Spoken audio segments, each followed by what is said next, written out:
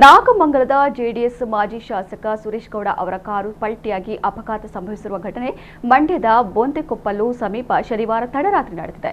ಮಾಜಿ ಶಾಸಕರು ಮದ್ದೂರಿನ ಹೊಸಗಾವಿ ಗ್ರಾಮದಲ್ಲಿ ಕಾರ್ಯಕರ್ತರೊಬ್ಬರ ಮದುವೆಗೆ ಹೋಗಿ ವಾಪಸ್ ಬರ್ತಿದ್ದಾಗ ಚಾಲಕನ ನಿಯಂತ್ರಣ ತಪ್ಪಿ ಕಾರು ರಸ್ತೆಯಿಂದ ಹೊರಗೆ ಉರುಳಿ ಪಲ್ಟಿಯಾಗಿದೆ. ಅಪಘಾತದ ರಭಸಕ್ಕೆ ಕಾರು ಸಂಪೂರ್ಣ ನಜ್ಜುಗುಜ್ಜಾಗಿದ್ದು, ಸುರೇಶ್ ಗೌಡ ಅವರ ತಲೆ, ಮುಖ ಹಾಗೂ ಕೈಕಾಲುಗಳಿಗೆ ಗಂಭೀರ ಗಾಯಗಳಾಗಿವೆ ಎಂದು ತಿಳಿದು ಬಂದಿದೆ. ಇದು ಅವರ ಚಾಲಕನಿಗೂ ತೀವ್ರ ಗಾಯಗಳಾಗಿವೆ ಎಂದು ತಿಳಿದು ಬಂದಿದೆ. ಆರಂಭದಲ್ಲಿ ಇಬ್ಬರನ್ನ ಮಂಡ್ಯದ ಆಸ್ಪತ್ರೆಗೆ ದಾಖಲಿಸಲಾಗಿತ್ತು. ಬಳಿಕ ಹೆಚ್ಚಿನ ಚಿಕಿತ್ಸೆಗಾಗಿ ಬೆಂಗಳೂರಿನ ಮಣಿಪಾಲ್ ಆಸ್ಪತ್ರೆಗೆ ಸ್ಥಳಾಂತರಿಸಲಾಗಿದೆ. ಪ್ರಸ್ತುತ ಅವರು ಪ್ರಾಣಾಪಾಯದಿಂದ ಪಾರಾಗಿದ್ದಾರೆ ಎಂದು ತಿಳಿದು ಬಂದಿದೆ.